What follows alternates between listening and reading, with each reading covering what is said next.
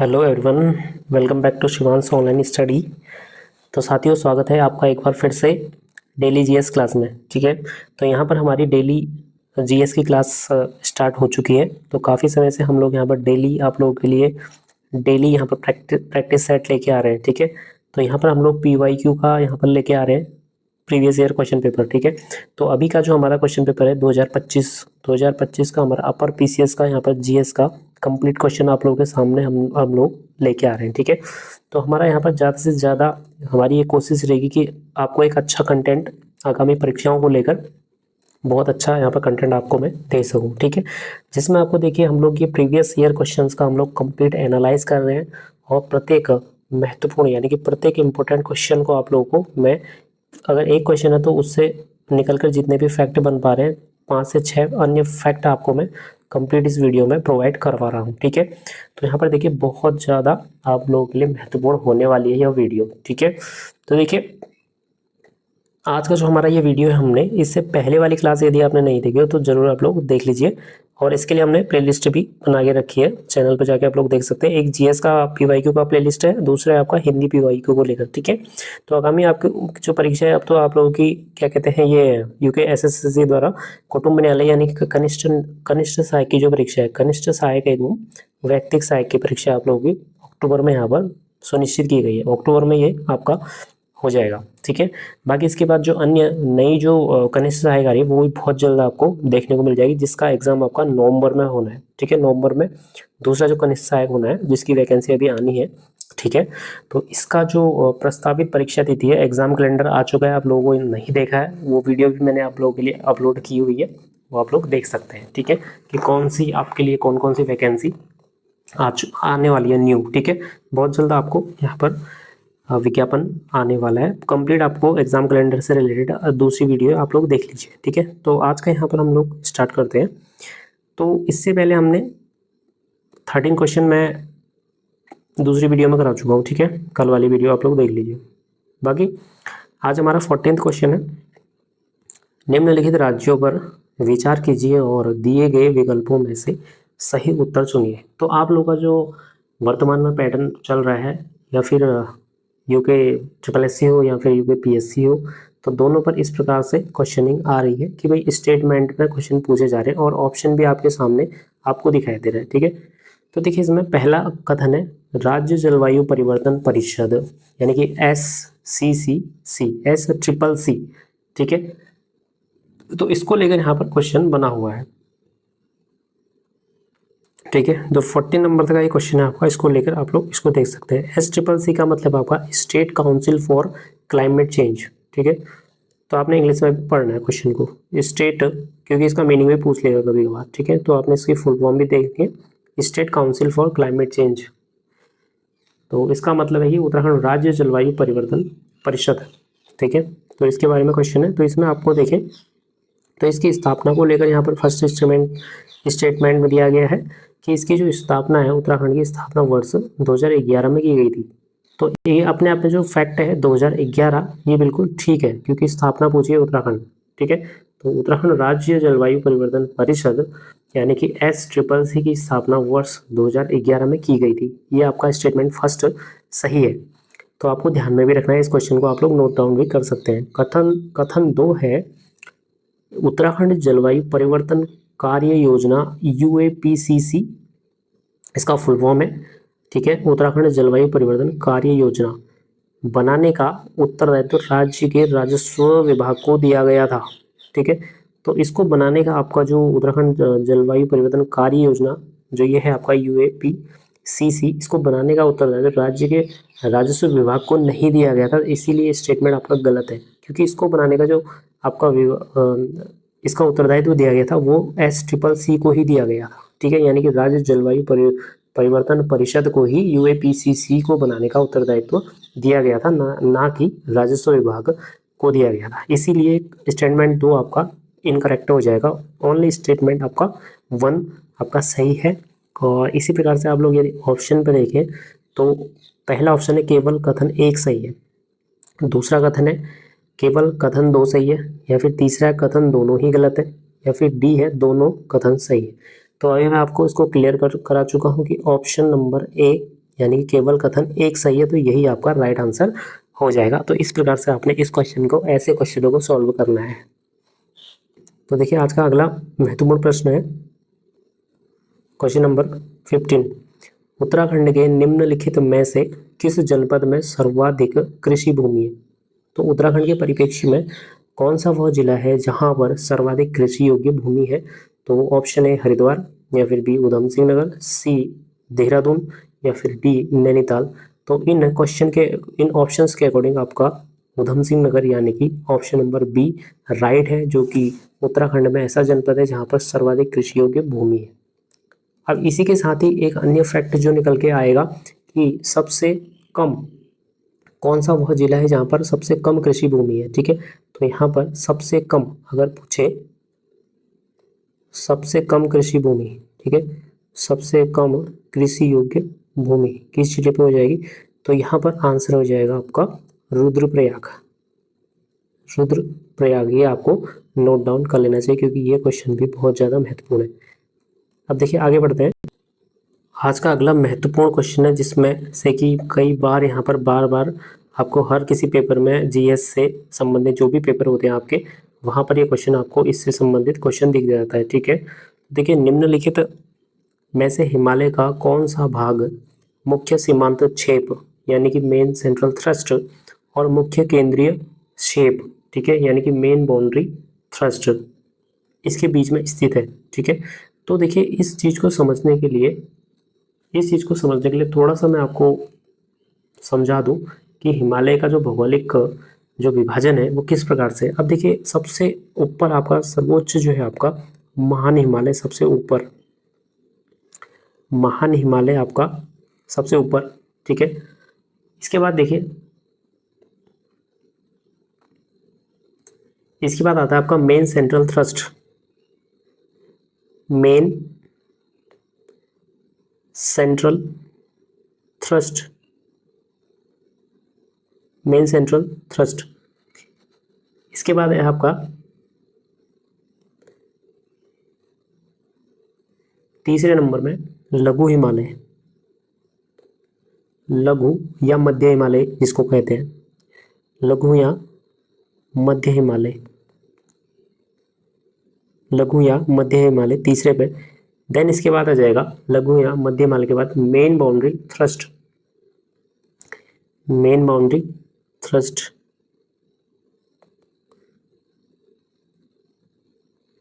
Main boundary thrust, main boundary thrust. अब देखिए इस क्वेश्चन को अब अच्छे से आप लोग कर पाएंगे। ठीक है, तो यहाँ पर पूछा है कि हिमालय का कौन सा वो भाग है जो मुख्य सीमा क्षेत्र यानी कि मेन सेंट्रल थ्रस्ट जिसको बोला गया MCT, मुख्य सीमांत क्षेप और मुख्य केंद्रीय क्षेप यानी कि मेन बाउंड्री थ्रस्ट, इन दोनों के बीच की बात हो रही है। तो इस क्वेश्चन के अकॉर्डिंग मैंने आपको कंप्लीट जो विभाजन है हिमालय का, इस प्रकार से उत्तर से दक्षिण का जो विभाजन है ये मैंने आपको बता दिया है। ठीक है, और इसी प्रकार से अब दूसरा आपका एक क्वेश्चन और तैयार हो गया कि हिमालय का जो विभाजन है उसका क्रम अगर पूछे उत्तर से दक्षिण, क्योंकि ऐसे पूछता है उत्तर से दक्षिण का क्या क्रम है, तो ये भी आपको अच्छे से पता होना चाहिए। ये आप लोग नोट डाउन भी कर सकते हैं, स्क्रीनशॉट ले सकते हैं। ठीक है, अब यहाँ पर जो हमारा आंसर होने वाला है, क्योंकि मेन सेंट्रल थ्रस्ट, क्योंकि मुख्य सीमांत क्षेत्र और मुख्य केंद्रीय क्षेत्र के मध्य कौन सा भाग है, तो ये आपका निकल के आ रहा आंसर लघु या मध्य हिमालय। तो देखिए लघु हिमालय, देखिए ऑप्शन ए है शिवालिक क्षेत्र, ऑप्शन बी है लघु हिमालय क्षेत्र, सी है केंद्रीय रवेदार क्षेत्र, या फिर डी है टेथिस हिमालय क्षेत्र। ठीक है, तो यहाँ पर आंसर आपका राइट होने वाला है ऑप्शन नंबर बी लघु हिमालय क्षेत्र। तो साथियों इतना आपको समझ में आ गया होगा। ठीक है, अब देखिए इसमें एक चीज़ और है, ऑप्शन नंबर डी है, ये भी हमारे महत्वपूर्ण काम का है, टेथिस हिमालय क्षेत्र। अब इसको आप लोग थोड़ा सा जान ले। ठीक है, तो देखिए इसमें इस स्थिति को जानने के लिए जो टेथिस हिमालय का है आपका, इसको मैं आपको फिर से बता दूं, उत्तर से दक्षिण का एक सही क्रम जो है, ठीक है, उत्तर से दक्षिण का ये क्रम मैं बताऊंगा आपको। ठीक है, उत्तर से दक्षिण का जो एक क्रम है, सबसे ऊपर आपका आता है टेथिस हिमालय, ठीक है, तिब्बत हिमालय वाला क्षेत्र। ठीक है, टेथिस हिमालय, टेथिस हिमालय, ठीक है, सबसे ऊपर है ये। ठीक है, महान हिमालय से ये अलग उत्तर वाली ये अलग हिस्सा है। ठीक है, तो यानी कि महान हिमालय जो आपका है उससे भी ऊपर वाला हिस्सा। देन इसके बाद जो आता है आपका, वो आता है आपका ITSZ। ठीक है, ITSZ, ITIZ ये बहुत ज़्यादा महत्वपूर्ण है, आप लोग इसको लिख लीजिए। इसको हिंज लाइन भी कहते हैं। क्या कहते हैं? Hinge line. ये आ सकता है भाई, हिंज लाइन, हिंज लाइन बोलते हैं इसको। ये जो ITIZ है इसका फुल फॉर्म इंडो सांगो सचर जोन, ठीक है। इसको क्या बोला जाता है? इंडो सांगो सचर जोन, यानी कि हिंज लाइन, ठीक है। तो यहाँ पर आप लोग लिख लें इंडो सांगो सचर जोन, ठीक है। देन इसके बाद अब आएगा आपका महान हिमालय। इसके बाद आएगा महान हिमालय, जिसको मैं आपको करा चुका हूँ, ठीक है, महान हिमालय। और इसके बाद आएगा आपका MCT, main central thrust. Then इसके बाद आपको पता ही है लघु या मध्य हिमालय। एंड इसके बाद आ जाएगा आपका MBT, मेन बाउंड्री थ्रस्ट, ठीक है, MBT। देन इसके बाद जो आएगा ये आएगी आपकी शिवालिक हिमालय या शिवालिक श्रेणी, शिवालिक हिमालय। तो इसको आप कंप्लीट नोट डाउन कर लीजिए, क्योंकि कुछ भी इसमें से पूछ लेगा तो आप लोग आसानी से कर पाएंगे। कौन सी लाइन है? ITSZ लाइन है, वो किसके मध्य है? तो तैतीस हिमालय और महान हिमालय के मध्य में ITSZ, यानी कि इंडो सांगपो सचर जोन, जिसको हिंज लाइन भी बोला जाता है। हिंज लाइन, या फिर क्वेश्चन ऐसा है कि हिंज लाइन कहाँ पर स्थित है, तो काफ़ी कंफ्यूजन क्रिएट होगा बहुत सारे अभ्यर्थियों में, ठीक है। तो आगे बढ़ते हैं। तो देखिए आज का अगला महत्वपूर्ण प्रश्न है, ये भी स्टेटमेंट का ही है। उत्तराखंड में पशुपालन के संदर्भ में निम्न कथनों पर विचार कीजिए तथा दिए गए कोड से सही उत्तर का चयन कीजिए। तो ये आपके दो कोड दिए हैं, तो कौन सा वाला आपका ठीक है? पशुपालन कृषि का एक अनुपूरक व्यवसाय है, कथन एक ये कहता है। अब देखिए स्टेटमेंट में लिखा हुआ है पशुपालन कृषि का एक अनुपूरक व्यवसाय है, यानी कि जो पशुपालन है वो कृषि के साथ आपस में एक अच्छा खासा इनका संबंध है, ठीक है। क्योंकि पशुपालन कृषि का एक अनुपूरक व्यवसाय का सीधा आपका यही मतलब होगा कि पशुपालन और खेती, यानी कि पशुपालन और कृषि एक दूसरे को पूरा करते हैं, ठीक है। दोनों एक दूसरे के बिना क्या है? अधूरे हैं।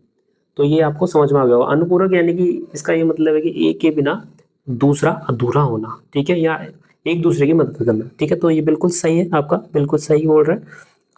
कथन दो है, पर्वतीय क्षेत्रों में पर्यावरणीय क्षरण से भेड़ पालन प्रभावित हुआ है। तो देखिए दूसरा स्टेटमेंट भी बिल्कुल ठीक है, क्योंकि पर्वतीय क्षेत्रों में लगभग जो पर्यावरणीय क्षरण से भेड़ पालन प्रभावित हो रहा है। अब इसमें बहुत सारी इंपॉर्टेंसीज है, क्योंकि जैसे कि आपको पता ही पर्वतीय क्षेत्रों में चारागाहों की कमी का, ठीक है, और गुणवत्ता में गिरावट होने से, तो इसका सीधा सीधा संबंध है, जिससे कि भेड़ पालन को काफ़ी प्रभावित हुआ है भेड़ पालन। इसके देखिए तो दूसरा कारण इसमें आपको ग्लोबल वार्मिंग देखने को मिल सकती है। और बाकी जो अंधाधुंध निर्माण है, ठीक है, जल स्रोतों का सूखना है, मौसम का अनिश्चित चक्र है। तो बाकी आप समझ सकते हैं अच्छे से। तो इसके लिए जो आपका आंसर होना चाहिए, आपका सही आंसर है ए, और मतलब कि एक और दो दोनों, ठीक है। तो दोनों ही सही है। अब देखिए अगला जो है सुमेलित करना है। अब क्वेश्चन ध्यान से पढ़िए, निम्नलिखित में से कौन सा युग्म सही सुमेलित नहीं है? तो नहीं है ये पूछा गया। अब देखिए एक और है हवाई अड्डों का नाम, और इस तरफ है किस जनपद में कौन सा है, ठीक है। पहला है नैनी सैनी, ये आपका पिथौरागढ़ सही सुमेलित है। गौचर देखिए क्या रुद्रप्रयाग में है, तो ये आपका सुमेलित नहीं है। चिन्यालीसौड़ उत्तरकाशी बिल्कुल ठीक है। पंतनगर उधम सिंह नगर ये भी ठीक है। तो आपका ओनली जो बी है वो आपका सही सुमेलित नहीं है, क्योंकि ये आपका चमोली में है, ठीक है। तो ऐसे प्रश्न आपके वर्तमान में बन रहे हैं, ठीक है, कौन सा सुमेलित नहीं है, इस प्रकार से क्वेश्चनिंग आ रही है। नेक्स्ट अगला क्वेश्चन देखिए, सुमेलित कीजिए, अगला प्रश्न भी है। तो कूट को आपने सुमेलित करना है, और किस प्रकार से इसका आंसर सही होगा। एक और है वन्यजीव अभ्यारण्य, दूसरी ओर इनकी स्थिति, कहाँ इनकी लोकेशन है। तो देखिए जो अस्कोट है, पहला अस्कोट वन्यजीव अभ्यारण्य, तो अस्कोट वन्यजीव अभ्यारण्य का सीधा सीधा संबंध आपका पिथौरागढ़ से है, यानी कि ए का आपका 4 हो जाएगा। तो ये आपका ए ऑप्शन भी कट जाएगा, बी ऑप्शन भी कट जाएगा, देखिए, और डी ऑप्शन भी कट जाएगा। तो राइट आंसर आपका ऑप्शन सी हो जाएगा, क्योंकि बी जो आपका बिनसर अभ्यारण्य जो है आपका बिनसर वन्यजीव अभ्यारण्य, ये अल्मोड़ा में है। गोविंद वन्यजीव अभ्यारण्य, इसका संबंध उत्तरकाशी से। नंदौर वन्यजीव अभ्यारण्य, इसका संबंध नैनीताल से है।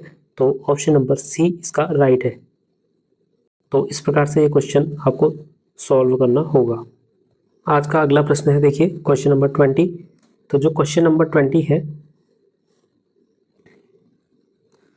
निम्नलिखित कथनों पर विचार कीजिए और नीचे दिए गए विकल्पों में से सही उत्तर चुनना है। फिर से दो स्टेटमेंट दिए गए हैं और इन पर प्रश्न कौन सा सही उत्तर होना चाहिए स्टेटमेंट वाइज। तो पहला है, उत्तराखंड जलवायु परिवर्तन के प्रभावों के प्रति अत्यधिक संवेदनशील है। ठीक है, तो ये आपका स्टेटमेंट बिल्कुल राइट हो जाएगा, क्योंकि आप सभी को अच्छे से पता है कि उत्तराखंड जलवायु परिवर्तन के प्रभावों के प्रति अत्यधिक संवेदनशील है। दूसरा है आपका स्टेटमेंट 2, उत्तराखंड में जलवायु परिवर्तन के कारण जल संकट उत्पन्न हो रहा है और जैव विविधता का ह्रास भी हो रहा है। ठीक है, तो जैव विविधता का ह्रास भी हो रहा है इस जलवायु परिवर्तन के कारण। तो दोनों के दोनों आपके स्टेटमेंट ठीक है, यानी कि ऑप्शन नंबर सी, कथन 1 और 2 दोनों सही हो जाएंगे। तो ऐसे प्रश्न बहुत ज़्यादा बन रहे हैं और आगामी आपकी जितनी भी परीक्षाएं हैं तो उनमें भी इसका काफ़ी प्रभाव अच्छा खासा देखने को मिलेगा। तो आगे बढ़ते हैं। अगला क्वेश्चन है 21, निम्नलिखित कथनों पर विचार कीजिए और नीचे दिए गए विकल्पों में से सही उत्तर चुनना है। ठीक है, तो स्टेटमेंट वाइज लगातार क्वेश्चन आपको देखने को मिल रहे हैं। तो इसी प्रकार से, क्योंकि जो आपका रिसेंट में आपकी जो परीक्षाएं होने वाली है और वर्तमान का जो यूके+सी और यूके+पीएससी का पैटर्न है इसी क्रम में है, इसीलिए ये वीडियो सीरीज बहुत ज़्यादा उपयोगी है आप लोगों के लिए। तो इसीलिए मैं बार बार बोलता हूँ कि आप लोग जुड़ जाइएगा चैनल से और शेयर ज़्यादा से ज़्यादा कीजिएगा। ठीक है, क्योंकि काफ़ी आपके लिए यूज़फुल ये रहेगा। पहला स्टेटमेंट है, वन रावत लिखा, वन रौत भी बोलते हैं, वन रौत पिथौरागढ़ जनपद के निवासी है। तो पहला कथन आपका बिल्कुल सही है, क्योंकि वन रौत पिथौरागढ़ जनपद के निवासी है, ये ध्यान में रखना है। कथन 2 है, वन रौत वन विभाग द्वारा प्रतिबंधित किए जाने तक स्थानांतरण कृषि करते हैं। ठीक है, स्थानांतरण कृषि करते हैं जब तक कि वन विभाग द्वारा प्रतिबंधित किए जाने तक ही। तो ये आपका स्टेटमेंट दूसरा भी बिल्कुल ठीक है, यानी कि इसका आपका राइट आंसर हो जाएगा कथन 1 कथन 2 दोनों ही आपके ठीक है। तो ये आपके ऑप्शन नंबर ए राइट हो जाएगा। इसके बाद अगला क्वेश्चन है, अगला महत्वपूर्ण प्रश्न है, सुमेलित कीजिए। ठीक है, तो देखिए निम्नलिखित में से कौन सा युग्म सही सुमेलित नहीं है। तो नहीं है पर ध्यान देना है, कौन सा इसमें से सही सुमेलित नहीं है। तो देखिए एक और दिया है राष्ट्रीय उद्यान और दूसरी ओर है स्थापना वर्ष, यानी कि किस राष्ट्रीय उद्यान की स्थापना किस वर्ष हुई है। तो पहला है गोविंद राष्ट्रीय उद्यान, इसमें दिया गया है 1989। तो यहाँ पर देखिए गोविंद राष्ट्रीय उद्यान आपका इसकी स्थापना वर्ष है 1980, यानी कि 1980 में इसकी स्थापना हुई है। सेकंड है राजाजी राष्ट्रीय उद्यान, इसकी स्थापना 1983 में हुई है, इसका आपको सही सुमेलित है। सी है कार्बेट राष्ट्रीय उद्यान, तो 1936 में इसकी स्थापना हुई है, सी आपका ठीक है। डी है गंगोत्री राष्ट्रीय उद्यान की स्थापना 1989 में हुई है, तो ये भी सही है, यानी कि जो ए है यही आपका गलत तरीके से सुमेलित दिया गया है। तो यही आपका सही से सुमेलित नहीं है, क्योंकि गोविंद राष्ट्रीय उद्यान की स्थापना वर्ष 1980 है। अब इनसे जुड़े हुए जो अन्य तथ्य हैं, यानी कि इनकी लोकेशन, गोविंद राष्ट्रीय उद्यान की जो लोकेशन है ये उत्तरकाशी में स्थित है। इसके बाद जो राजाजी राष्ट्रीय उद्यान है, इसका जो लोकेशन है ये 3 जिलों में इसका विस्तार है, देहरादून, पौड़ी और हरिद्वार। ठीक है, जो राजाजी है इसका 3 जिलों में इसका विस्तार है, देहरादून, हरिद्वार, देहरादून और पौड़ी, देहरादून, हरिद्वार और पौड़ी में इसका विस्तार है। इसके बाद है कार्बेट राष्ट्रीय उद्यान, इसका विस्तार 2 जिलों में है, यानी कि नैनीताल और पौड़ी। इसके बाद जो अगला है गंगोत्री राष्ट्रीय उद्यान, इसका जो स्थिति है वो है लोकेशन उत्तरकाशी। तो ये भी आपका आता है इस प्रकार से प्रश्न की किस जिले में स्थित है। इससे पहले का क्वेश्चन हमने ऐसा ही किया हुआ है। अगला क्वेश्चन है स्टेटमेंट वाला है क्वेश्चन, नीचे 2 कथन दिए गए हैं जिनमें से एक अभिकथन है तथा दूसरा उसका कारण है, यानी कि रीजन है। तो दिए गए कूट में सही उत्तर का चयन करना है। अभिकथन है ए, उत्तराखंड वन और जैव विविधता में समृद्ध है, तो ये आपका बिल्कुल ठीक है, अभिकथन बिल्कुल ठीक है। कारण है धरातलीय बनावट और जलवायु मूलतः वन और जैव विविधता का निर्धारण करते हैं। ठीक है, तो वो ये लगभग ये भी पूरा ठीक है। इसका कारण जो है ये ठीक है, क्योंकि धरातलीय बनावट और जलवायु ही मूलतः वन और जैव विविधता का निर्धारण करते हैं, बिल्कुल ठीक है। तो ए और आर दोनों सत्य है तथा आर ए की सही व्याख्या करता है, यानी कि ऑप्शन नंबर बी इसका राइट आंसर हो जाएगा। तो इस प्रकार के कथन और कारण वाले प्रश्न वर्तमान में काफ़ी दिखाई दे रहे हैं, तो ये आपको इसका प्रैक्टिस अच्छे से करके चलना है। अगला प्रश्न है आज का अगला महत्वपूर्ण प्रश्न है क्वेश्चन नंबर 24। उत्तराखंड की निम्नलिखित नदियों का पश्चिम से पूर्व की ओर सही क्रम कौन सा है? तो क्रम दिया है, मतलब कि क्रम में आपको बताना है पश्चिम से पूर्व का क्रम, ठीक है। तो पश्चिम से पूर्व का क्रम इस प्रकार से बताना है, ठीक है। तो देखिए, सबसे पश्चिमी नदी उत्तराखंड में बहने वाली जो सबसे पश्चिम में जो स्थित है वो है टोंस नदी। तो टोंस नदी के बारे में आप सभी जानते हैं, इसकी जो लोकेशन है आपका उत्तरकाशी और देहरादून की सीमा, ठीक है। अब सबसे पूर्वी नदी है जो आपकी उत्तराखंड में वो है काली, इसका अन्य नाम क्या है? शारदा, ठीक है। तो ये है। अब देखिए, ऑप्शन में आपने ये भी देखना है कि काली और गोरी, ठीक है, ये आपकी सबसे पूर्व में स्थित है। तो कहीं ना कहीं आप ऑप्शंस में देखते हुए आप लोग अपना आंसर तक पहुंच सकते हैं आराम से। अब देखिए, सबसे पश्चिम में टोंस नदी है, इसके बाद सेकंड पे यमुना नदी है, इसके बाद भागीरथी के बाद अलकनंदा। हम लोग पश्चिम से पूर्व की ओर चल रहे हैं। इसके बाद है सरयू, ठीक है। ये सभी बड़ी नदियां हैं। तो ये क्रम है आपका, सबसे पश्चिम में टोंस है, उसके बाद आपका यमुना है सेकंड नंबर पर, फिर है भागीरथी, फिर है अलकनंदा, फिर सरयू और फिर आपका काली नदी सबसे पूर्व में स्थित है। तो इस प्रकार से क्रम आपको पूछा गया है। अब देखिए, क्रम के अनुसार हम देखेंगे, टोंस आपका ऑप्शन में है नहीं, सबसे पश्चिम में जाएंगे क्योंकि पश्चिम से पूर्व और पश्चिम से पूर्व ऐसा ये क्रम दिया हुआ है ऑप्शंस में भी। तो देखिए, टोंस नहीं है तो क्या है? यमुना, उसके बाद यमुना दिया है, ठीक है। तो यमुना वाले ऑप्शन नहीं, हमारा क्लोज ऑप्शन हो जाएगा, यानी कि ऑप्शन नंबर ए सबसे पश्चिम में। इसके बाद भागीरथी, बिलंगना दिया हुआ है। तो देखिए, ये जो क्रम है बहुत ज़्यादा महत्वपूर्ण है, ठीक है। यमुना है, उसके बाद भागीरथी, बिलंगना आपको पता है, देन इसके बाद है अलकनंदा ऑप्शन में है, सरयू, फिर काली, ठीक है, और गोरी, ये आपके सबसे पूर्व में स्थित है। तो राइट आंसर इसका जो क्रम है, इसका सही क्रम हो जाएगा ऑप्शन नंबर ए ही आपका सही हो जाएगा। तो ये आपको इस प्रकार से प्रैक्टिस करना है, ठीक है। अगला क्वेश्चन है इससे जो कनेक्टिंग अन्य क्वेश्चन था ऊपर हम लोग इसको कर चुके हैं, ठीक है। मैं हिमालय का विभाजन आपको पहले भी बता चुका हूँ, तो यहाँ पर आप लोग इसको अच्छे से कर पाएंगे। उत्तराखंड के निम्नलिखित भू आकृतिक प्रदेशों का दक्षिण से उत्तर दिशा की ओर सही क्रम बताना है। तो दक्षिण से उत्तर को बताना है, ठीक है, दक्षिण से उत्तर का क्रम। और जो ऑप्शन से है ABCD, ये क्रम भी इसी प्रकार से दिए होंगे, क्योंकि दक्षिण से शुरू किया है और उत्तर दिशा की ओर ये वाला क्रम ऐसे दिया गया है इसमें। तो आप सभी को पता है कि सबसे उत्तर में कौन सा हिमालय है? इन ऑप्शन के अकॉर्डिंग महान हिमालय है सबसे उत्तर में स्थित, ठीक है। तो यहाँ पर महान हिमालय दिया गया है ऑप्शन नंबर सी में। ऑप्शन नंबर सी में दिया गया है उत्तर में लास्ट में महान हिमालय, ठीक है, क्योंकि दक्षिण से उत्तर दिशा की ओर क्रम बताना है। तो आपका उत्तर दिशा आपने देख लिया, महान हिमालय सबसे ऊपर है आपका, ठीक है। उसके बाद आता है लघु हिमालय, फिर आता है आपका शिवालिक और लास्ट में जो आता है आपका दक्षिण में तराई। तो इस प्रकार से आपका ऑप्शन नंबर सी एकदम राइट है और इस प्रकार से आपको देखना है और ऐसे क्वेश्चंस को आपने ध्यान में रखते हुए चलना है, क्योंकि जो आयोग का पैटर्न है आपका वर्तमान में ऐसा ही चल रहा है और कई अभ्यर्थी ऐसे क्वेश्चनों को गलत करके आप क्या हो जाते हैं, बहुत ज़्यादा नीचे आ जाते हैं, ठीक है, क्योंकि मार्क्स भाई 0.25 से भी यहाँ पर बहुत ज़्यादा इफेक्ट होता है। तो इसीलिए हमारी ये वीडियो सीरीज हम लोग लेकर आ रहे हैं, क्योंकि किस प्रकार से आपने क्वेश्चन को देखना है, किस प्रकार से आपको क्वेश्चंस आपको करने हैं, ठीक है। तो फ्रेंड्स, कैसा लगा आपको ये कंटेंट? आप लोग अपने कमेंट में ज़रूर अपने सुझाव दीजिएगा और शेयर ज़्यादा से ज़्यादा कीजिएगा, लाइक कीजिएगा और सब्सक्राइब जरूर करें। तो मिलते हैं नेक्स्ट वीडियो में। Thank you.